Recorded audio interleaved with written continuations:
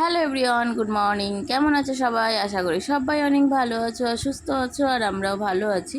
তো এখন বাজে সকাল ওই 8:30টার মতো, আর আমি এখন যাচ্ছি আমাদের বাড়ির পাশের একটা দোকানে কিছু কেনাকাটা করতে। আর আজকে সকাল থেকে মেঘলা মেঘলা ওয়েদার, বেশ ভালো লাগছে, রোদ্দুর নেই, মনে হচ্ছে যেন একটু বৃষ্টি হলেই ভালো হয়, কারণ এত পরিমাণে গরম দিচ্ছে, তো মনে হচ্ছে একটু বৃষ্টি হলে ভালোই হয়, ওয়েদারটা একটু ঠান্ডা হবে।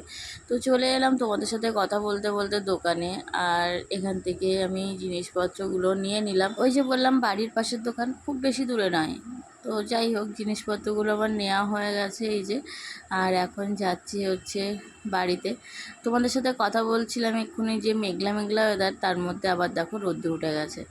তো একটু বৃষ্টি হলে ভালোই হতো, খুব গরম লাগছে আর কি, গরম কাটছে না। তো বাড়িতে চলে এসেছি, আর নিয়ে এসেছি 1 প্যাকেট দুধ আর পাউরুটি। তো আজকে সকালবেলা একটু অন্য ধরনের টিফিন করব। প্রত্যেক দিন তো বাড়িতে হাতে বানানো রুটি তরকারি এসবই খাই। তো আজকে মনে হলো চলো একটুখানি বাইরের খাবার খাই। তো এই জন্য পাউরুটি কিনে এনেছি আর দুধটা ফুটিয়ে নিয়েছি বাড়িতে।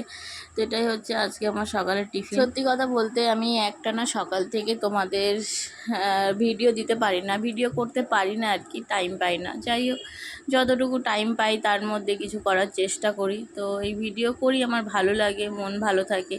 একদমই যদি আমি না করি তাহলে আমার খুবই মন খারাপ হয়, টেনশান হয় আর কি। তো যাই হোক, ভিডিও করলে আমার মনটা বেশ ভালো থাকে। বিকালবেলা একটুখানি গাছে জল দিচ্ছি। তো এই গাছগুলো দেখো কি সুন্দর বেড়ে উঠেছে। একটু হালকা 2 দিন বৃষ্টি হয়েছিল, তাতে হচ্ছে গাছগুলো একটু জলও পেয়েছিল। তারপর এই 2 দিন আবার রোদ্দুর দিচ্ছে, সেই 2 দিনে মাটিটা একটু শুকনো শুকনো হয়ে গেছে, তাই ভাবলাম একটু জল দিয়ে দিই। আর এই যে সবেদা গাছ কি সুন্দর হয়েছে, এসব গাছে আবার ফুল আসার মতো হয়েছে। আর ফুল আসলে বা ফল ধরলে কতই না ভালো লাগবে বলো তো। নিজের হাতের জিনিস হাতে করে এনে পুঁতেছি, তো সেই জিনিসে যদি সেই গাছে যদি ফল ধরে, দেখো এই পেয়ারা গাছটায় ছোট্ট একটা পেয়ারা হয়েছে, তাহলে কত ভালো লাগে। আর এইখানে জামরুল গাছটা পোতা মনে হয় একটু ভুল হয়ে গেছে, কারণ একটু আওতা জায়গা, ছায়া জায়গা আর কি। তো ওইখানটায় আমার রোদ্দুর পায় না, এবার গাছটা পোতা হয়ে গেছে। তোমাদের দাদাভাইকে বললাম ওখান থেকে তুলে নিয়ে একটা ভালো জায়গায় পুঁতে দিতে, তো বললো যে না, ও গাছটা ওখানে আছে, থাক, আরেকটা গাছ এনে পুঁতে দেবো। তো তোলে নিয়ে আর কি, তা কী আর করা যাবে, ও গাছটাই আর জল দেওয়া লাগে না, কারণ ওখানটার মাটিটা এমনিই ভিজে ভিজে থাকে। তো মোটামুটি সব গাছে জল দেওয়া হয়ে গেল। আর এইখানটায় দেখো ব্রাহ্মণী শাক পুঁতেছিলাম লাস্টের দিকে।